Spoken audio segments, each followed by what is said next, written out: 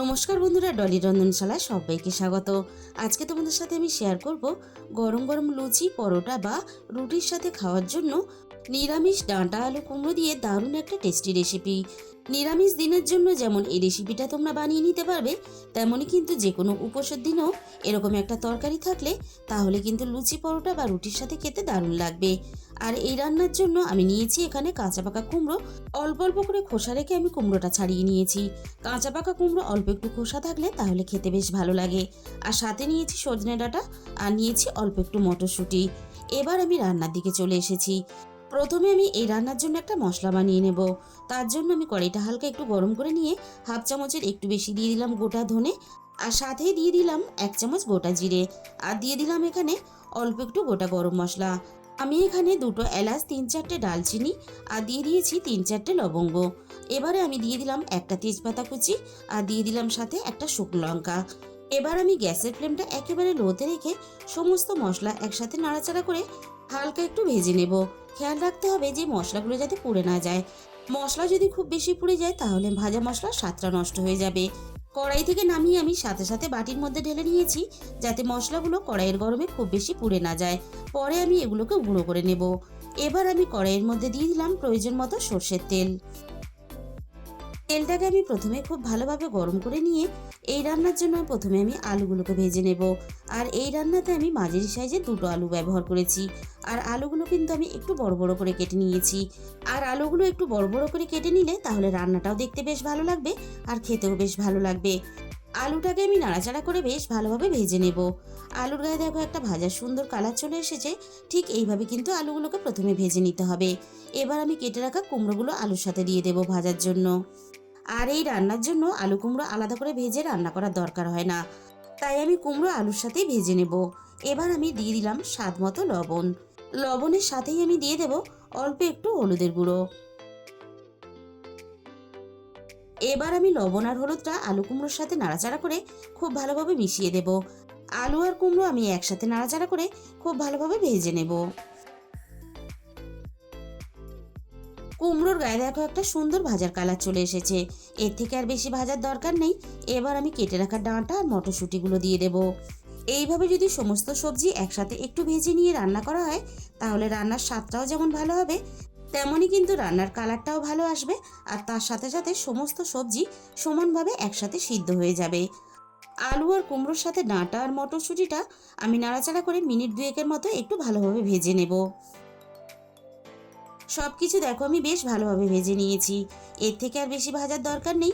এবার আমি সমস্ত ভাজার সবজিগুলো একসাথে কড়াই থেকে নামিয়ে নেব।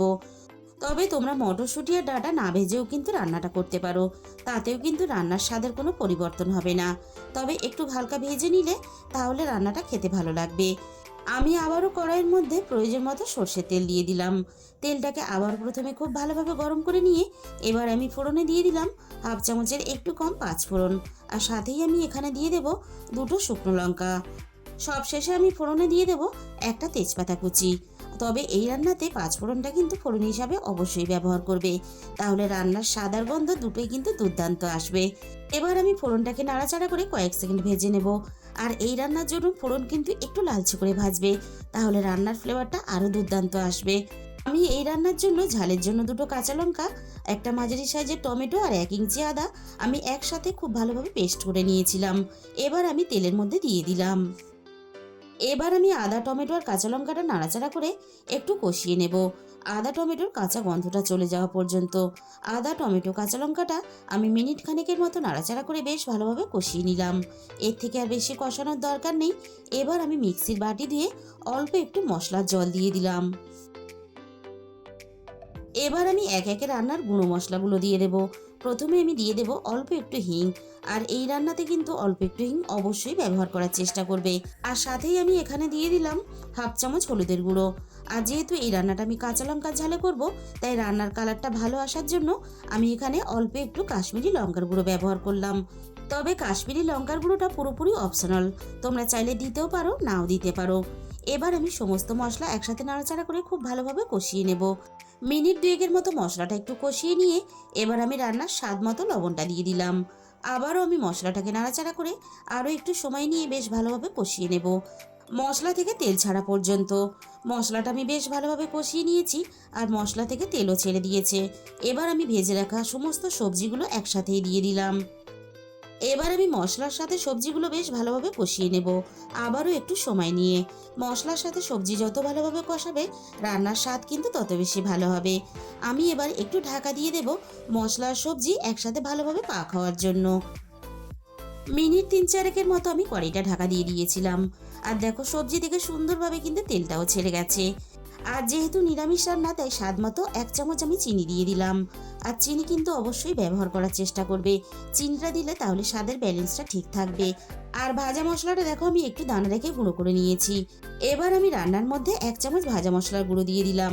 ভাজা মশলার পরিমাণটা প্রয়োজনের থেকে অনেকটা বেশি হয়ে গেছে, তাই কিন্তু আমি রান্নাতে পুরোটা ব্যবহার করলাম না। আর এই ভাজা মশলাটা তোমরা যে কোনো তরকারিতে বা যে কোনো মিষ্টি চাটনিতেও কিন্তু ব্যবহার করতে পারবে। আমি ভাজা মশলাটা নাড়াচাড়া করে সবকিছুর সাথে খুব ভালোভাবে মিশিয়ে দিলাম। এবার আমি রান্নার মধ্যে পরিমাণ মতো জল দিয়ে দিলাম।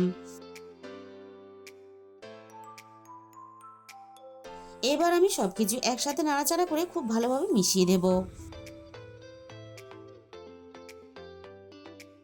এবার আমি কড়াইটা ঢাকা দিয়ে ভালোভাবে রান্নাটা করে নেব।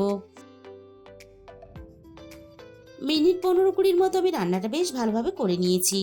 এবার আমি কড়াই থেকে ঢাকাটাকে সরিয়ে নিলাম। এবার আমি রান্নাটাকে একটু নাড়াচাড়া করে দেখে নেব সবকিছু খুব ভালোভাবে সিদ্ধ হয়েছে কিনা। আলুও বেশ ভালোভাবে সিদ্ধ হয়ে গেছে। আর দেখো কুমড়োগুলো বেশ ভালোভাবে সিদ্ধও হয়ে গেছে, আবার বেশ কিন্তু গোটা গোটাও আছে। ঠিক এইভাবেই কিন্তু রান্নাটা করে নিতে হবে। তাহলে বন্ধুরা, আজকের এই রেসিপিটা শেষ পর্যন্ত দেখার পরে তোমাদের যদি ভালো লেগে থাকে তাহলে ভিডিওতে একটা লাইক করে দিও আর নিজেদের বন্ধুদের মধ্যে শেয়ার করে দিও। আর কমেন্টের মাধ্যমে জানিও তোমাদের কেমন লাগলো। আর যে সমস্ত নতুন বন্ধুরা এখনো পর্যন্ত আমার চ্যানেলটা সাবস্ক্রাইব করনি, এরকম নতুন ঘরোয়া সহজ রেসিপি পেতে আমার চ্যানেলটা সাবস্ক্রাইব করে আমার পাশে থাকার অনুরোধ রইল। আর পাশে থাকা বেল আইকনটা প্রেস করে অল করে দিও, তাহলে আমি যখনই কোনো নতুন রেসিপি আপলোড করব সবার আগে তোমার কাছে পৌঁছে যাবে। রেসিপিটা দেখার জন্য তোমাদের সবাইকে অসংখ্য ধন্যবাদ।